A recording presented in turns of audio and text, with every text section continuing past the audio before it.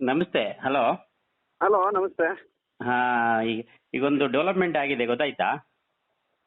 ಅದೇ ಇವಾಗೆಲ್ಲ ಮೊಬೈಲ್ ಎಲ್ಲ ನೋಡಿದೆ. ಹಾ, ಹಾ, ಈಗ ಇದ್ರ ಬಗ್ಗೆ- ನಿಮ್ಮನ್ನ ಕನ್ನಳ್ಳಿ ಭರತ್ ಅವ್ರನ್ನ ಅಮಾನತ್ ಮಾಡಿದ್ದಾರೆ. ಹೌದು. ಓಕೆ.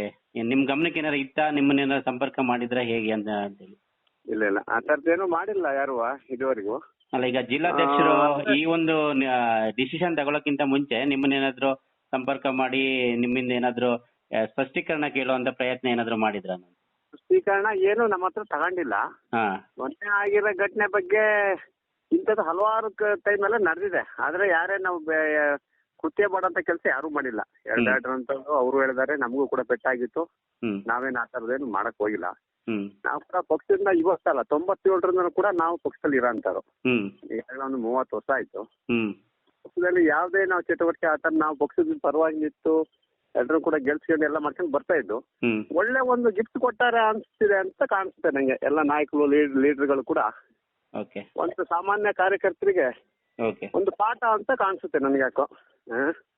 ಈಗ ಪಕ್ಷಕ್ಕೆ ಇದು ಡ್ಯಾಮೇಜ್ ಆಗಲ್ವಾ ಅಂತೇಳಿ? ಈಗ ನಿಮ್ಮನ್ನ ಏಕಾಏಕಿ ಪಕ್ಷದಿಂದ ಹೊರ ಹಾಕಿರೋಂಥದ್ದು. ಈಗ ನಿಮಗೆ ಗೊತ್ತಿದೆ, ಜನರಲ್ಲೇ ಗೊತ್ತಿದೆ, ಈಗ ಪುಟ್ಟಣ್ಣವ್ರ ಜೊತೆ ಒಂದಷ್ಟು ಯೂತ್ ನಿಮ್ ಜೊತೆ ನಿಂತಿದ್ದಾರೆ. ಅವರೆಲ್ಲರೂ ಕೂಡ ಈಗ ಪಕ್ಷದಿಂದ ಇನ್ನೊಂದು ಹೆಜ್ಜೆ ಇಡುವಂತ ಪ್ರಯತ್ನ, ಹೊರಗಡೆ ಹೋಗುವಂತ ಪ್ರಯತ್ನ ಅವರು ಮಾಡಲ್ವಾ ಅಂತ? ಅದೇ ಅವ್ರುಗಳಿಗೆಲ್ಲ ಫೋನು ಕಾಂಟ್ಯಾಕ್ಟ್ ಎಲ್ಲ ಮಾಡ್ತಿದ್ದಾರೆ. ಆದ್ರೆ ನಾನು ಏನ್ ಹೇಳಕ್ ಬಯಸ್ತಿದ್ದೀನಿ ಅಂದ್ರೆ, ನಾವ್ ಇವಾಗ ಏನ್ ಮಾಡೋದಕ್ಕೂ ನಾವು ನಿರ್ಧಾರ ಎಲ್ಲರೂ ಕೂಡ ಕೂತ್ ಮಾತಾಡ್ಕೊಂತೀವಿ. ಅಂದ್ರೆ ನಾವು ಪಕ್ಷಕ್ಕೆ ಮುಜುಗರ ಆಗಂತದ್ದು ಯಾವ್ದು ಕೆಲಸ ನಾವು ಮಾಡಿಲ್ಲ. ಅದು ಚರ್ಚೆ ಮಾಡ್ತಿದ್ದು ಎಲ್ಲರೂ ಕೂಡ. ಅವತ್ತು ಮಾಜಿ ಮುಖ್ಯಮಂತ್ರಿ ಬಂದಿದ್ರು, ಅವತ್ತು ಕೂಡ ದೊಡ್ಡ ಪ್ರತಿಭಟನೆ ಮಾಡಿದಂತವ್ರು ಕೂಡ ಅದ್ರೊಳಗಡೆ ಇದಾರೆ ಇನ್ನೂ. ಅವತ್ತು ಯಾರು ಕೂಡ ದನಿ ಎತ್ತಲಿಲ್ಲ, ಅವತ್ತು ಉಚ್ಚಾಟನೆ ಮಾಡ್ಲಿಲ್ಲ. ಅದು ಯಡಿಯೂರಪ್ಪರು ಬಂದ ದಿವಸ ಅವತ್ತು ಮಾಡಿದಂತ ಕೃತ್ಯ ಅವ್ರೊಳಗಡೆ ಇಟ್ಕೊಂಡು ಅವ್ರನ್ನೇ ಉಳಿಸಿದಂತ ಕೆಲಸ ಮಾಡ್ತಿದ್ದಾರೆ ಇವತ್ತು. ದೊಡ್ಡ ಸಭೆ ಮಾಡಿ ಅದನ್ನೆಲ್ಲ ಮಾಡಕ್ಕೆ ರುವಾರಿನೇ ಅವ್ರುಗಳು. ಇವತ್ತು ಪಕ್ಷ ಹೊಡೆದು ಹೋಗ್ತಿದೆ, ಅವ್ರುಗಳೇ ಇವತ್ತು ಕುಮ್ಮಕ್ ಕೊಟ್ಟು ಅದಕ್ಕೆಲ್ಲ ತುಂಬಾ ತರ ಇದೆ. ಅದು ಹೇಳಕ್ ಆಗಲ್ಲ ಒಂದೊಂದ್ ಟೈಮ್ ಒಂದೊಂದ್ ಪದದಲ್ಲಿ. ಈಗ ನೆಕ್ಸ್ಟ್ ಲೋಕಸಭೆ ಎಲೆಕ್ಷನ್ ಇದೆ. ಇಂಥ ಟೈಮಲ್ಲಿ ಈ ರೀತಿ ನಿಮ್ಮನ್ನೇ ಈಗ ಮೂಡಿಗೆರೆ ಅಂತ ಹೇಳಿದ್ರೆ ಪುಟ್ಟಣ್ಣವ್ರನ್ನ ಸುಲಭಕ್ಕೆ ತೆಗ್ದಾಕಂಗಿಲ್ಲ. ಒಂದು ಮುಖಂಡರಾಗಿ ನೀವ್ ಹೇಳ್ದಂಗೆ ತುಂಬಾ ವರ್ಷಗಳಿಂದ ಪಕ್ಷಕ್ಕೆ ಸೇವೆ ಮಾಡ್ಕೊಂಡು ಬಂದಿದ್ದೀರಿ. ಈಗ ಏಕಾಏಕಿ ಈ ರೀತಿ ಹೊರಗೆ ಹಾಕಿದ್ರಲ್ಲ, ಏನ್ ಹೇಳ್ತೀರಿ ಅನ್ನೋದು? ಅದು ಯಾವ ತರ ಅಂದ್ರೆ, ನಾವು 97ರಲ್ಲೆಲ್ಲ ಅವತ್ತು ಪ್ರತಿಭಟನೆ ಮಾಡಿ ರೋಡಲ್ಲಿ ಕೂತು ಆ ಶ್ರೀಕಂಠಪುರ ಬರ್ತಿದ್ರೆ ಗೋಲಿಬಾರ್ ಮಾಡಂತ ಕೆಲಸ ಆಗ್ತಿತ್ತು. ಅಂತ ಟೈಮಲ್ಲಿ 2004ರಲ್ಲಿ ಏನಾಗಿತ್ತು, ಪ್ರತಿ ಒಂದು ಹಂತವಾಗಿ ಆ ದತ್ತಪೀಠದ ವಿಚಾರವಾಗಿ. ಆದ್ರೆ ಇವತ್ತು ನಮ್ಮ ಹತ್ರ ಯಾರೇ ಆಗಿಲ್ಲ, ನನ್ನ ಪಕ್ಷ ಇದೆ, ನಾವು ಇದೀವಿ ಅಂತ. ನಾವು ಪ್ರತಿಯೊಂದು ಯಾರೇ ವ್ಯಕ್ತಿಗೆ ಏನಾದ್ರೂ ಕೂಡ ನಾವು ಹೋಗಿ ಸ್ಪಂದಿಸೋಂಥದ್ದು, ಮಾತಾಡೋಂಥ, ಅವ್ರಿಗೆ ಏನೋ ಸಮಸ್ಯೆ ಆದಲ್ಲಿ ಪರಿಹಾರ ಮಾಡೋಂಥದ್ದು, ಆನೆ ದಾಳಿ ಆದಾಗಿರ್ಬೋದು, ಕೆಲವು ವಿಚಾರಗಳೆಲ್ಲ ನಾವು ಮುಂದೆ ಹೋಗಿ ಅದೇ ನಮಗೆ ಒಂದು ಪಕ್ಷಕ್ಕೆ ಒಂದು ಬೆಂಬಲವಾಗಿ ಇರ್ತಾರೆ ಕಾರ್ಯಕರ್ತರು. ಅದಕ್ಕೋಸ್ಕರ ನಾವು ಎಲ್ಲ ಕೆಲಸ ಮಾಡ್ತಾ ಇದ್ದು ಮಾಡಿದ್ದಾರೆ. ಅದರಲ್ಲಿ ನಮಗೇನಾದಷ್ಟು ಲಾಸ್ ಏನಿಲ್ಲ. ನೋಡೋಣ ಮುಂದಿನ ಏನಾಗುತ್ತೆ ಅಂತ.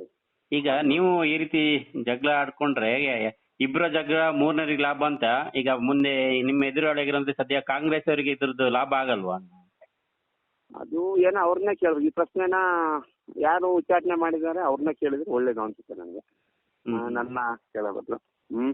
ಅಂದ್ರೆ ಓಕೆ, ನಿಮ್ಮನ್ನ ಅವರು ಸಂಪರ್ಕ ಮಾಡ್ಲೇ ಇಲ್ಲ ಈಗ ದೇವರಾಜ್ ಶೆಟ್ಟರು ಜಿಲ್ಲಾಧ್ಯಕ್ಷರು? ಇಲ್ಲ, ಜಿಲ್ಲಾಧ್ಯಕ್ಷ ಅನ್ನೋರು ಕೂಡ ನಮ್ಮ ಹುಡಿಯೆಲ್ಲ ಬೆಳೆದು ಹುಟ್ಟಿ ಹೋದಂತರು. ಯಾವ ಹೋರಾಟದಲ್ಲೂ ಹಿನ್ನೆಲೆ ಬಂದಂತರಲ್ಲ. ಇವತ್ತು ಜಿಲ್ಲಾಧ್ಯಕ್ಷರು ಆಗ್ಯಾರ, ಒಂದು ಒಳ್ಳೆ ಹುದ್ದೆ ಆಗ್ಲಿ. ಅವ್ರ ಕೃತಜ್ಞತೆಗಳು, ಅವ್ರು ನಮಗೆ ಉಚ್ಚಾಟನೆ ಮಾಡೋದಕ್ಕೆ ಧನ್ಯವಾದಗಳು ಅಂತ ಹೇಳಕ್ಕೆ ಇಷ್ಟಪಡ್ತೀನಿ ಅವ್ರಿಗೆ.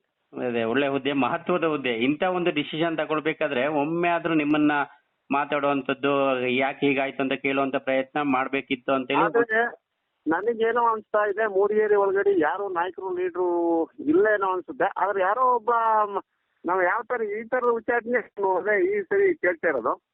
ನೋಡೋಣ ಇದಕ್ಕೆ ಏನೇನು ಹೇಗೆ ಇದೆಲ್ಲ. ಕೆಲವು ನಮ್ ಜೊತೆನೂ ಕೂಡ ನಾನು ದೊಡ್ಡ ಇವನು ಅಂತಲ್ಲ, ಬಟ್ ನಮ್ಮ ವಿಶ್ವಾಸ, ಒಂದು ಪ್ರೀತಿ ವಿಶ್ವಾಸದ ಹುಡುಗರುಗಳು ನಮ್ಮ ಒಟ್ಟಿಗೆ ಇದ್ದಾರೆ. ಸಲಹೆಗಳನ್ನ ತಗೊಳ್ತೀವಿ ಅಂತ ನೋಡೋಣ ಅಂತ. ಅಂದ್ರೆ ನೀವ್ ಹೇಳ್ತಿರೋದು ಇದಕ್ಕಿಂತ ದೊಡ್ಡ ಡ್ಯಾಮೇಜ್ಗಳು ನಡೆದ್ರು ಕೂಡ ಈ ಹಿಂದೆ ಯಾವ ತರ ಆಕ್ಷನ್ ತಗೊಂಡಿಲ್ಲ, ಈಗಕ್ಕೆ ಈ ರೀತಿ ಎಲ್ಲ ತಗೊಂಡ್ರು ಅನ್ನೋಂಥದ್ದು ನಿಮ್ಮ ಪ್ರಶ್ನೆ? ಸತ್ಯ. ತುಂಬಾ ಇಂಥವನ್ನ ಹಲವಾರು ಇದಾವೆ. ಅವ್ರು ಕೆಲ ಟೈಮ್ ಹೇಳ್ತೀನಿ, ಹೇಳೋ ಟೈಮ್ ಬಂದಾಗ ಹೇಳ್ತೀನಿ ಯಾವಾಗ ಏನೇನಾಗಿತ್ತು ಅನ್ನೋದು ಕೂಡ ನಮ್ಮ ಹತ್ರ ಮಾಹಿತಿಗಳಿದೆ. ಇದು ಪಬ್ಲಿಕ್ ಇಂಪ್ಯಾಕ್ಟ್. ಜನಶಕ್ತಿಯೇ ನಿರ್ಣಾಯಕ.